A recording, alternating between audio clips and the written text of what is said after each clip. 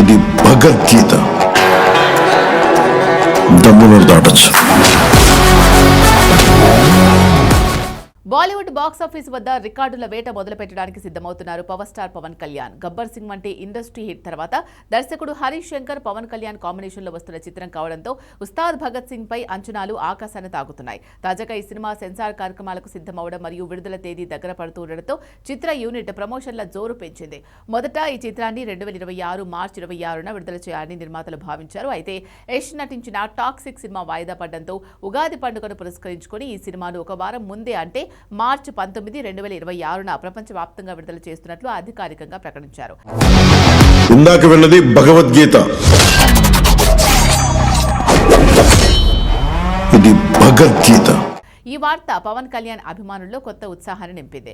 Censor board నుంచి వస్తున్న ప్రాథమిక సమాచారం ప్రకారం సినిమా అవుట్పుట్ చాలా పవర్ఫుల్ గా వచ్చిందని టాక్ వినిపిస్తోంది. అయితే సెన్సార్ బోర్డు ఇటీవల సినిమాల టైటిల్స్ పై కఠినంగా వ్యవహరిస్తోంది. గతంలో కొన్ని సినిమాల పేర్లలో బల్వంత్ వంటి పదాలపై అభ్యంతరాలు వ్యక్తం చేసినట్లే ఉస్తాద్ భగత్ సింగ్ టైటిల్ విషయంలో కూడా చిన్నపాటి చర్చలు నడుస్తున్నట్లు సోషల్ మీడియాలో వార్తలు వస్తున్నాయి.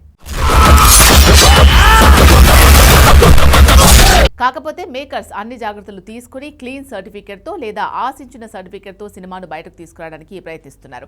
ఈ సినిమాకు సంబంధించి మరో ఆసక్తికరమైన అప్డేట్ ఏంటి అంటే పాటలు డిఎస్పీ ఇవ్వగా బీజిఎం మాత్రం తమను అందిస్తున్నారు. ఈ ఇద్దరు దిగ్గజాల కాంబినేషన్ సినిమాకు అతిపెద్ద ఎసెట్ కాబోతోంది. డైరెక్టర్ హరీష్ శంకర్ ఈ చిత్రంపై స్పందిస్తూ ఇది కేవలం పాలిటిక్స్ ఆధారంగా సాగే సినిమా కాదని, పవన్ కళ్యాణ్ అభిమానులు ఎలా చూడాలనుకుంటున్నారో అలాంటి పక్కా ఎంటర్టైన్మెంట్ మూవీ అని క్లారిటీ ఇచ్చారు. సినిమా ప్రారంభంలోనే ఈ చిత్రానికి భగత్ సింగ్ అనే పేరు ఎందుకు పెట్టామో ప్రేక్షకులకు అర్థమవుతుందని ఆయన పేర్కొన్నారు. శ్రీలీల మరియు రాశి ఖన్నా హీరోయిన్లుగా నటిస్తున్న ఈ చిత్రాన్ని మైత్రి మూవీ మేకర్స్ అత్యంత ప్రతిష్టాత్మకంగా నిర్మిస్తున్నారు. మొత్తానికి ఉస్తాద్ భగత్ సింగ్ సెన్సార్ పనులు ముగించుకొని మార్చి 19న బాక్సాఫీస్ వద్ద ఊచకోత కొయ్యడానికి సిద్ధమవుతోంది. మరి గబ్బర్ సింగ్ మ్యాజిక్ ను ఈ సినిమా మళ్ళీ రిపీట్ చేస్తుందో లేదో కామెంట్ చేయండి.